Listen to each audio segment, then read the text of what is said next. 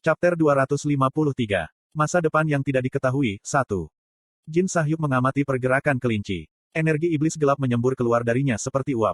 Pada saat yang sama, bulunya, yang awalnya berwarna abu-abu, perlahan berubah menjadi hitam. Mata merahnya yang tampak mencolok di tubuhnya yang menghitam menatap lurus ke arah Jin Sahyuk. Jin Sahyuk menyaksikan monster itu bertransformasi saat dia memperluas domainnya dengan diam. Tembok ketiga, yang telah menghentikan Gato dari melarikan diri hanya beberapa saat yang lalu, berkembang lebih jauh untuk mencakup seluruh area di sekitar mereka. Apa ini? Fenomena ajaib ini mengejutkan Gato karena dia belum pernah melihat yang seperti ini sebelumnya. Jin Sahyuk memberikan seringai arogan alih-alih jawaban. Dengan domainnya sepenuhnya terbentuk, dia sekarang yakin bahwa monster itu tidak punya peluang melawannya. Jangan ribut dan mati saja. Jin Sahyuk berkata dengan tangan bersedekap. Gato menjadi geram dengan nada sombongnya. Satu-satunya yang diizinkan untuk bertindak arogan di depan Gato adalah Raja. Gu.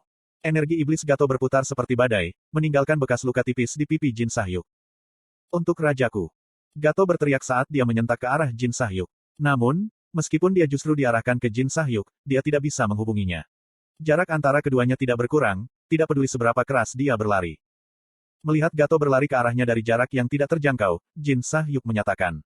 Aku juga seorang raja.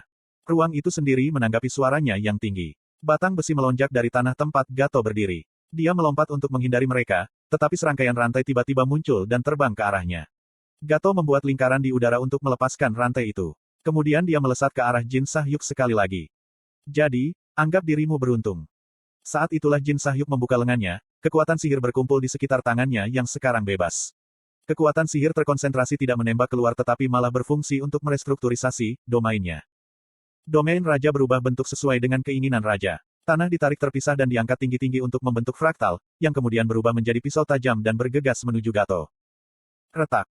Namun, fraktalnya gagal menembus kulit Gato. Gato menyeringai. Anehnya, begitu pula Jin Sahyuk. Sebelum Gato bahkan bisa mulai merenungkan makna di balik senyumnya, fraktal yang melekat pada kulit Gato meledak. Pisau hancur berkeping-keping dan Gato menjerit kesakitan di tengah panasnya api dan asap. Petik 2 tanda pisah tanda seru petik 2. Marah, Gato melepaskan energi iblisnya. Pusaran energi iblis melelehkan fraktal dan memanaskan asap. Gato kemudian mendorong dirinya ke udara. Tubuhnya mengeluarkan aliran energi iblis yang tidak menyenangkan. Setiap pembuluh darah di tubuhnya dipenuhi dengan energi iblis. Datang. Gato tersentak maju dengan satu tangisan. Gelombang kejut dari kakinya bergema ke segala arah. Kali ini, bahkan, domain raja tidak cukup untuk menghentikannya. Dalam sekejap, Gato tiba di depan Jin Sahyuk dan mengayunkan tinjunya ke arahnya. Jin Sahyuk menggunakan lengannya untuk melindungi dirinya dari pukulannya. Namun, karena tulangnya jauh lebih lemah daripada Gato, lengannya dengan mudah patah setengah seperti daikon. Segera tendangan Gato tumpah ruah. Mereka membawa kekuatan kaki kelinci dan menghancurkan bagian bawah tubuh Jin Sahyuk. Kek. Rasanya seperti bom atom meledak di dalam dirinya. Matanya membelalak kaget, dan air terjun darah menyembur keluar dari mulutnya. Dia telah membuat kesalahan mematikan dengan membiarkan kelinci mendekatinya. Dia seharusnya tidak membiarkan monster ini menyerangnya dari jarak dekat. Tapi bagaimana mungkin kelinci biasa memiliki kekuatan sebesar ini? Tetapi sudah terlambat untuk merenungkan pertanyaan seperti itu. Dengan senyum cerah, Gato meletakkan tangannya di leher Jin Sahyuk, dan, kreaek. Merobek kepalanya. Tubuh tanpa kepala lemas dan jatuh ke tanah. Tidak ada teriakan, tidak ada perlawanan. Gato tersenyum puas dengan kepala Jin Sahyuk di tangannya. Ini sudah berakhir. Pikir Gato.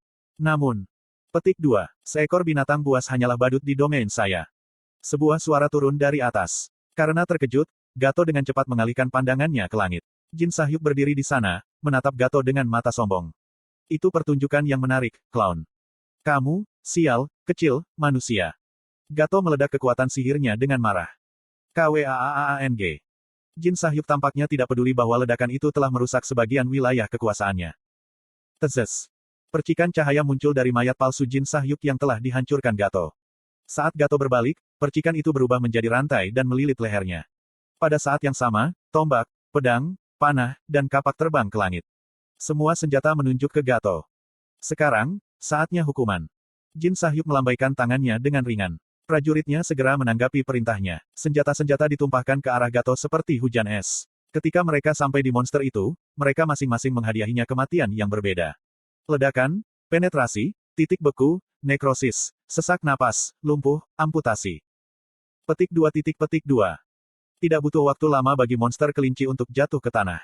Berbagai jenis luka menutupi tubuhnya. Kematian hampir tiba dan Gato hampir tidak bernapas. Jin Sahyuk perlahan berjalan mendekatinya. Petik 2. Aku yang akan membunuh Black Lotus. Dia berkata, dengan pedang tajam di tangannya.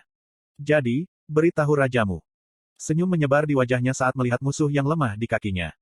Petik 2. Untuk tidak ikut campur. Mengunyah. Bilah menembus jantung Gato. Gato terengah-engah beberapa kali sebelum akhirnya menemui ajalnya. Pada saat itu, wajah Jin Sahyuk menegang. Domain raja miliknya dirilis, dan Jin Sahyuk jatuh ke tanah. Itu sudah dekat, pikirnya. Tidak ada kekuatan tersisa di tubuhnya. Ini jelas kelelahan kekuatan sihir. Dia pikir monster humanoid akan lemah. Namun mereka jauh lebih kuat dari yang dia duga. Dia menutup matanya sambil menghela nafas. Wajah seseorang muncul di bawah kelopak matanya yang tertutup rapat. Kesal, Jin Sahyuk membuka matanya lagi. Sial. Kim Ha-jin, Kim Ha-jin, Kim Ha-jin. Dia tidak bisa berhenti memikirkan namanya. Bagaimana Anda tahu? Jin Sahyuk ingin bertanya. Dia sangat ingin bertanya. Bagaimana dia bisa tahu, Pu Haren? Dia membenci dirinya sendiri karena tidak mampu menghadapinya. Belum lama ini, dia telah mendorongnya ke ambang kematian. Dia memohon padanya untuk hidupnya. Setiap kali dia mengingat memori traumatis ini, tubuhnya bergetar hebat. Dia marah pada dirinya sendiri karena sangat takut pada Kim Ha-jin bahkan setelah sekian lama. Dia menutup matanya karena malu. Jin Sahyuk pingsan. Kali ini, Kim Ha-jin tidak muncul. Monster di seluruh dunia mulai tumbuh lesu, menjadi lebih ganas dan agresif. Itu bukan hanya 30 juta pasukan monster kuat yang berbaris ke utara dari Afrika. Tidak ada yang bisa saya lakukan dalam menghadapi monster-monster yang tiba-tiba. Saya hanya bergegas ke bengkel bawah tanah Essential Dynamics yang dibangun di suatu tempat dekat Laut Selatan, bersama dengan Yoyonha. Ambil apapun yang kamu butuhkan. Lokakarya itu diisi dengan mesin-mesin yang luar biasa, termasuk drone yang masing-masing bernilai ratusan juta anggur, pesawat siluman yang mirip dengan F-22, tank kecil, dan bahkan jas tubuh berteknologi tinggi yang hanya ditemukan di film. Apa yang ada di depan mataku tidak diragukan lagi adalah lambang sihir dan sains. Petik 2. Semua ini adalah penemuanmu. Iya nih, kami mengembangkannya, tetapi tidak pernah mengumumkannya kepada publik. Saat ini, banyak orang menahan kami, dan mereka pasti tidak akan membiarkan aplikasi paten kami lewat. Kami hanya akan memberi orang lain kesempatan untuk mencuri ide-ide kami dengan mempublikasikannya, jadi kami pikir akan lebih baik menyembunyikannya. Petik 2. Pandangan saya beralih ke pesawat serang dan pesawat siluman. Saya bisa memanfaatkan keduanya. Yoyonha memperhatikan bahwa saya tertarik dan berkomentar. Nama kode untuk drone ini adalah ESX-039. Muncul dengan saku yang terpesona dengan sihir ekspansi ruang angkasa, sehingga dapat menampung hingga 5.000 peluru ajaib. AI juga menembakkan peluru dengan cara yang paling efisien. Petik 2. Sangat. Saya bisa meningkatkan mesin yang saya miliki hingga 4 kali. Pertama dengan Equipment Link, kemudian Random Consolidation System, kemudian Aether, dan terakhir Algorithm. Dengan ini, bahkan senjata paling sederhana pun bisa menjadi sekuat artefak. Aku akan mengambil drone ini sekarang. Drone ini mungkin akan menjadi tambahan yang bagus untuk tim. Saya meletakkan tangan saya di atas 4 pesawat tanpa awak. Kemudian saya mengaktifkan Equipment Link, salah satu fungsi yang didapat laptop saya ketika diperbarui kembali pada hari itu. Sama dengan. Equipment Link, konsolidasi 5 garis. Link mesin apapun yang dimiliki oleh Kim Ha-jin ke Kim Ha-jin. Max, 7. Mesin yang terhubung hanya dapat dikontrol oleh pemiliknya. Pemiliknya diberi hak untuk mengendalikan mesin yang ditautkan itu sesuai keinginannya. Output mesin yang terhubung akan meningkat sebesar 15%. Sama dengan. Saya menghubungkan diri saya dengan keempat drone. Bahkan tanpa sumber listrik, drone bergerak seperti yang kuperintahkan. Oh wow, apakah hadiah Anda naik di level lain? Bukan hanya senjata yang merespons Anda sekarang. Petik 2. Saya menyerahkan Superchar Kurcaci konversi kepada Yoyonha yang terkejut. Apa ini? Aku akan meminjamkannya padamu dengan imbalan drone. Maaf. Saya pribadi membuka kunci kartu untuk Yoyonha, yang jelas-jelas bingung. Dengan sedikit, Superchar Kurcaci muncul di udara. Oh. Belajarlah untuk mengendarainya. Dengan ini, Anda dapat pergi dari Busan ke Seoul dalam 10 menit. Ia bahkan bisa terbang melintasi langit. Petik 2. Apakah kamu benar-benar berharap aku mengendarai sesuatu yang begitu mencolok? Kamu akan baik-baik saja di malam hari. Saya memasukkan kekuatan ajaib saya ke dalam kendaraan. Berkat efek mempesona lama, mobil salju berubah transparan dan menyatu dengan kegelapan. Itu tidak akan terlihat di malam hari, tetapi jika Anda masih khawatir, gunakan Cape of Transparency. Mereka cukup umum akhir-akhir ini. Petik 2. Aku tidak akan mengatakan itu adalah hal biasa. Barang efektif dari menara semuanya mahal. Bagaimanapun, terima kasih, saya akan menggunakannya dengan baik. Petik 2. Mata Yoyonha berbinar ketika dia duduk di kursi pengemudi Dwarven Superchar. Dia belajar cara mengemudi di menara, jadi dia harus bisa mengendalikannya dengan mudah. Saya mengalihkan pikiran saya darinya dan menyalakan kembali jam tangan pintar saya. 30 juta monster menuju utara. Orang-orang yang tinggal di Eropa Barat telah didesak untuk mengevakuasi daerah tersebut. Monster mengamuk di seluruh dunia, tidak hanya Afrika. Pemerintah telah menyatakan keadaan darurat, dan kisah itu jelas telah pindah ke Ark Orden. Dengan insiden ini, umat manusia akan kehilangan, setidaknya, Afrika dan seluruh Timur Tengah, serta semenanjung Iberia, Yunani, Italia, dan negara-negara lain di dekat Mediterania dengan penambahan Irlandia dan Skotlandia. Tapi ini baru permulaan. Oh, juga. Saya melihat ke belakang. Vroom, vroom. Yoyonha terbang di udara dengan supercar kurcaci. Petik 2. Apa yang terjadi pada Essence Barrier? Ah. Yoyonha bergegas kembali. Kami sudah mengirimnya ke negara lain. Saya tidak menghasilkan sebanyak yang saya bisa, tetapi saya pikir sekarang bukan saatnya untuk mengejar uang. Saya sudah mengirim satu ke Inggris sejak lama juga. Petik 2. Baik, maka saya akan pergi sekarang. Jangan ikuti saya. Petik 2. Baik. Aku melangkah ke lift dengan drone di sisiku. Yoyonha menatapku dan berkata, "Oh, dan aku akan membereskan semuanya dengan Nayun." Bagaimana? Aku berpikir untuk memberitahunya bahwa kamu terluka serius tetapi pulih secara ajaib. Wajah Yoyonha yang tersenyum muncul di balik celah antara dinding dan pintu lift. Tapi pintu tertutup sebelum aku bisa menjawabnya.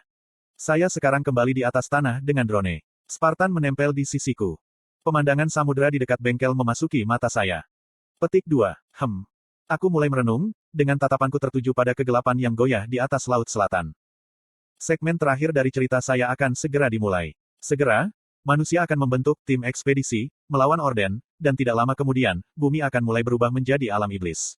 Kontaminasi akan mulai dari kedua kutub. Dan setelah itu, adalah masa depan yang aku tidak tahu. Tentu saja, saya punya ide tentatif untuk bagaimana mengakhiri cerita. Pada busur terakhir, Jin Sahyuk akan membuat kesepakatan dengan setan. Pertukaran setara. Dia akan mendapatkan kedamaian untuk tanah airnya, Akatrina, dengan imbalan mengubah bumi menjadi alam setan. Jin Sahyuk akan mencoba menghancurkan bumi menggunakan kekuatan iblis sebelum akhirnya dikalahkan oleh Kim Suho dan binasa. Jin Sahyuk. Tapi tentu saja, pembuatan ulang tidak boleh berakhir dengan mudah. Pada akhirnya, Jin Sahyuk adalah orang yang memegang kunci terpenting untuk cerita ini. Sambil menghela nafas panjang, aku mulai memikirkan Jin Sahyuk. Seorang putri yang terluka yang naik tahta kerajaan yang jatuh, hanya untuk menemui kematian yang menyakitkan dalam keputusasaan. Saya harus bertemu dengannya suatu hari nanti dan memutuskan apakah akan membunuhnya atau tidak. Dalam kegelapan pantai, saya mengeluarkan 2 surat komunikasi. 2 surat ini adalah barang efektif yang saya bawa dari menara, yang digunakan untuk berkomunikasi satu sama lain terlepas dari lokasi mereka. Mereka juga dapat didaur ulang dengan pengulangan penulisan dan penghapusan. Saya mungkin bisa mengirimkan satu ke Jin Sahyuk dengan bertanya kepada Rahel. "Hei, drone, berikan ini pada Rahel di Inggris." Saya menyerahkan surat komunikasi ke salah satu drone. Drone menghilang dengan cepat ke langit. Asosiasi Pahlawan, Kuil Keadilan. Departemen Asosiasi Pahlawan yang paling berpengaruh, Kuil Keadilan. Sebuah pertemuan saat ini sedang berlangsung di kantor para pahlawan yang dihormati oleh semua pahlawan. Untuk pertama kalinya dalam beberapa saat, ke-12 anggota Kuil Keadilan telah berkumpul bersama. Sejumlah besar perhiasan ditemukan di brankas pribadi Yun Yonghwa, yang Black Lotus bunuh. Tidak, diserang. Ketua Park Han-ho meletakkan item pertama dalam agenda mereka. Awalnya ini adalah topik diskusi terpenting sebelum masalah yang lebih mendesak muncul. Pertama, Black Lotus. Penampilan keseluruhan Black Lotus, panahnya dan catatan yang dia tinggalkan di tempat kejadian muncul sebagai hologram 3D. Catatan itu berbunyi, "Aku memperingatkan anjing-anjing dari Monster King." Sejumlah pahlawan menunjukkan minat pada tulisan tangan Black Lotus. Itu sangat indah sehingga Yi Yongha dan Nicholas tidak bisa menahan rasa takjub mereka. Monster King kemungkinan besar merujuk pada Orden. Black Lotus mengatakan Yun Yonghwa menerima suap darinya. Petik 2. Park Han-ho segera mengambil rekaman video interogasi Yun Yonghwa. Petik 2. Dari mana kamu mendapatkan semua berlian darah? Aku tidak tahu. Petik 2. Meskipun mereka ditemukan di brankasmu. Aku tidak tahu. Mengapa kamu menginterogasi saya? Saya korbannya, Anda dengar saya. Korban serangan. Saya hanya datang ke sini karena Anda berjanji untuk memperbaiki tubuh saya. Saya tidak akan diperlakukan seperti ini. Kakek tua yang menjengkelkan, kata Aileen, mengetuk mejanya. Dia jelas menerima suap dari Orden. Berlian darah tanpa nomor identifikasi, dan apa itu? Ada satu hal lagi. Petik 2. Park Han-ho malah berkata, topeng sihir. Iya itu. Ini adalah artefak yang hanya ditemukan di Afrika, digunakan untuk melemparkan mantra hipnosis dan afrodisiak. Untuk apa kakek tua mesum ini membutuhkannya? Petik 2. Petik 2. Apapun itu, Penuntutan pribadi melawan hukum. Tindakan Black Lotus masih akan bermasalah bahkan jika dia adalah seorang pahlawan. Kita harus menyesuaikan karunia di kepalanya. Petik 2. Maka lakukanlah. Kenapa kita bahkan mengadakan pertemuan jika dia hanya akan melakukan apapun yang dia inginkan? Aileen menggerutu ketika dia bersandar di kursinya. Lakukan apapun yang kamu mau, aku tidak peduli gelombang. Petik 2. Pada ucapannya, Park Han-ho mengamati wajah anggota lainnya. Tak satu pun dari mereka yang keberatan. Sudah beres, lalu. Hadiah hitam kelas 1 kriminal dicari, Lotus teratai hitam. Karunia Black Lotus meningkat, begitu saja. Perubahan itu tidak ada artinya karena itu tidak akan mengubah status quo, tetapi tidak ada lagi yang bisa mereka lakukan. Tujuan dari pertemuan ini adalah hanya untuk meninjau solusi yang disajikan kepada mereka oleh eselon bawah. Hadiah hitam kelas 1 ditugaskan hanya untuk penjahat paling berbahaya, yang mengharuskan sejumlah besar pahlawan untuk ditangkap. Item berikutnya dalam agenda adalah tim pembunuhan Orden. Ini adalah topik yang paling penting saat ini. Mereka sudah pindah ke item berikutnya dalam agenda. Kali ini, topiknya adalah tim pembunuhan. Dalam menghadapi peristiwa baru-baru ini, berbagai kelompok telah menyarankan agar kita membentuk tim melawan Orden. Kami berencana membentuk setidaknya 2 tim. Petik 2. Park Han-ho melihat sekeliling ruangan. Apakah Anda memiliki pahlawan yang ingin Anda rekomendasikan untuk pekerjaan itu? Tentu saja, jika tidak ada dari mereka yang cukup kuat, kita hanya akan membentuk tim di antara kita sendiri. Petik 2. Tampaknya setiap orang memiliki 1 atau 2 hal untuk dikatakan kali ini. Para pahlawan di ruangan itu mulai merekomendasikan pahlawan atau mengutuk pilihan orang lain. Semuanya, kecuali Aileen. Aileen duduk diam, menguap dan memukul bibirnya dengan bosan. Petik 2. Aileen. Ketua Park Han-ho menoleh ke Aileen. Apa? Dan pendapatmu? Baik. Aileen membelai dagunya saat dia merenung. Semenit berlalu, dan dia tiba-tiba tersentak seolah-olah dia memikirkan seseorang. Perhatian semua orang bergeser ke Aileen. Apa kamu bisa memikirkan seseorang? Petik 2. Itu. Petik 2. Aileen memutar tubuhnya karena malu. Para anggota kuil keadilan tentu tidak terbiasa melihat reaksi seperti itu dari Aileen. Karena penasaran, mereka fokus lebih keras pada apa yang dia katakan. Akhirnya, Aileen berbicara. Petik 2. F. Fenrir gelombang. Pipinya sedikit memerah. Petik 2. Petik 2. Petik 2. Petik 2. Tidak ada yang mengembalikan jawaban. Tidak ada tanda-tanda dukungan atau pertentangan. Semua orang hanya menatap Aileen dalam diam. Fenrir. Seorang tentara bayaran yang menggunakan pistol. Nama julukannya yang paling terkenal termasuk Lotus Killer, Monster Wolf, Del. Aku bercanda. Itu adalah lelucon. Petik 2. Aileen memeras tawa untuk menangkal rasa malunya, tetapi itu hanya memperburuk situasinya. Para anggota bahkan melotot lebih keras atau menghela nafas yang menyedihkan. Jadi, Aileen tidak punya pilihan selain menggunakan kemarahan. Sialan, aku bilang aku bercanda. Saya akan menarik bola mata Anda keluar. Hei, apa yang kamu lihat? Aku berkata, apa yang kamu lihat? Hentikan sekarang juga. Petik 2. Aileen mulai membuat keributan. Bahkan kuil kehakiman tidak tahan amukannya yang terkenal kejam. Apakah yang aku katakan itu tidak masuk akal? Dia adalah seseorang yang memukuli Chok Jung-yong bahkan terakhir kali mereka bertarung di lantai 21 menara. Kekuatan sihir melonjak darinya yang bahkan lebih kuat daripada di masa lalu, dan pidato rohnya mulai mengguncang ruangan. Sampai akhirnya, pertemuan itu berakhir.